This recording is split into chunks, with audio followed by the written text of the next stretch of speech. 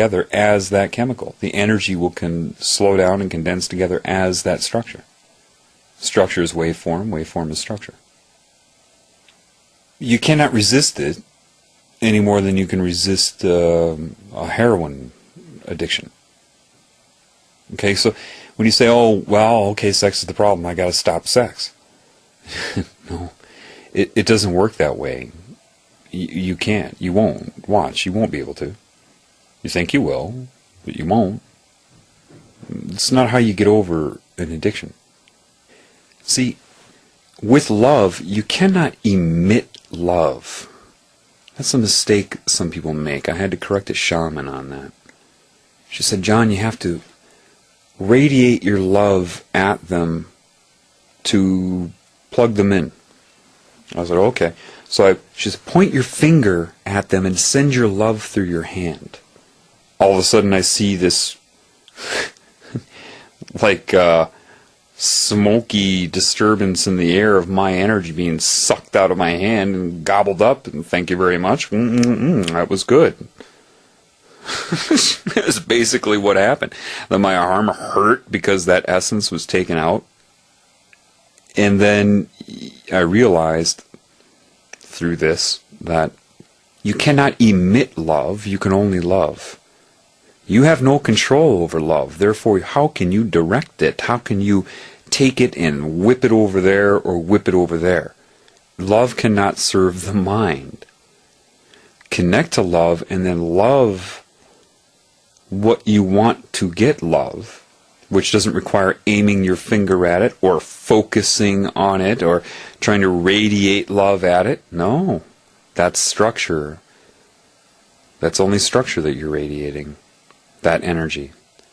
Just love it and the energy will bathe it. It's the only way you can do it. There is no effort, there's no procedure or protocol you can take to emit love. Love directs you, you don't direct love. Love can make you go up to somebody and scratch their back for them. But you can't go up with the intent to scratch their back to make them feel loved. To think the scratching of the back will create love in them. No. There's a very big difference between the two.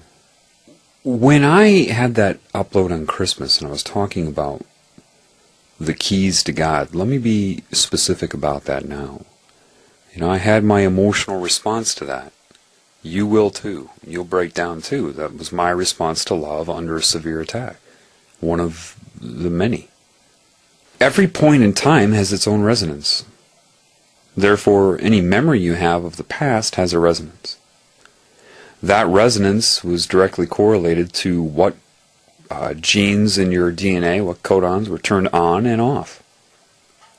An addiction to drugs, sex, and everything else is a manipulation of the DNA for chemicals and alter what you call homeostasis in the body. So what it showed me was that if you just shut your eyes and picture your point where you are now, say just looking forward, very basic, you don't have to do this, but the past would be, say, just if you tilt your head to the left and you go to the past, if you tilt it to the right. Again, structure, I'm just giving a metaphor, okay? Do it however you do it. And what occurred to me is, what it showed me is, have you ever had that smell or a sound or a situation, a scene or something that triggered not a memory of your past, but actually took you back to it? Well, you start that way. You find something that brings you back, and you can't just remember it, you have to go into it. If the year was 1978, you have to, in your mind, pretend you're sitting there in 1978. Right now it is 1978. And you don't have the mirror for that. You look out of your eyes and see yourself as that child. And what you do is, everybody has significant moments where you were attacked by this cancer. All of you. And those moments were to make you do something that brought shame to you, ridicule, whatever. Or something happened to you, you were abused, or something bad. And when you start to connect to love, you go back and you have this understanding that they were controlled by this consciousness. You start to get that. You start to understand it. You go back and you can actually, forgiveness is understanding. It's not an act, it's not an admittance, it's not anything other than knowing. You either forgive or you don't, just like you love or you don't. It's not a procedure or something you force yourself to do. You can only do it when you understand. Therefore, it's not even forgiveness. That's a word. It's, oh. Then you see, oh, I did this when I was young, but now I start to get an understanding. There's other things involved, subliminal messages, a consciousness directly plugged into my mind that wants me to feel separated and shameful. Oh. Doesn't matter what you've done or who you are. See, if part of my body gets sick and it's being played out as cells attacking each other in the worst brutal ways inside my body, cancer and allergies would go hand in hand based upon that. Autoimmune disorders. What are you going to do? Punish it? Or do you just want it to heal so you can go on with your life? Which is it? Well, I'd like to heal, but you know what? I think I'm going to turn you into a cancer cell and punish you. Because you became disconnected and started attacking other parts of me. You, Mr. Group of Cells, and you, Mrs. Group of Cells, or whoever you are, and I'm going to punish you now. No, you're not going to do that. So what makes you think that the Creator is going to do that to you? If you knew how appalling the attack on your own body and an autoimmune disorder was inside your own body, or a cancer, how the consciousness is being played out, the torture, older cells destroying newer cells. On that level, they can't understand it. That's the anger inside the tumor itself. It's only when you connect to all perceptions at once, being part of them, being part of you, being part of something larger, and everything at once, when you spontaneously heal. What makes you think it's any different here, in an infinite scale? You need to be able to forgive, obviously, the people doing the most horrendous thing. Now, forgiveness doesn't mean you allow them to continue, because love will always do and guide you to do what it believes is right. You can't not lie. Lying is no different than telling the truth. If you intend on doing that, if you intend to do it, when you're connected to love, you just will tell the truth.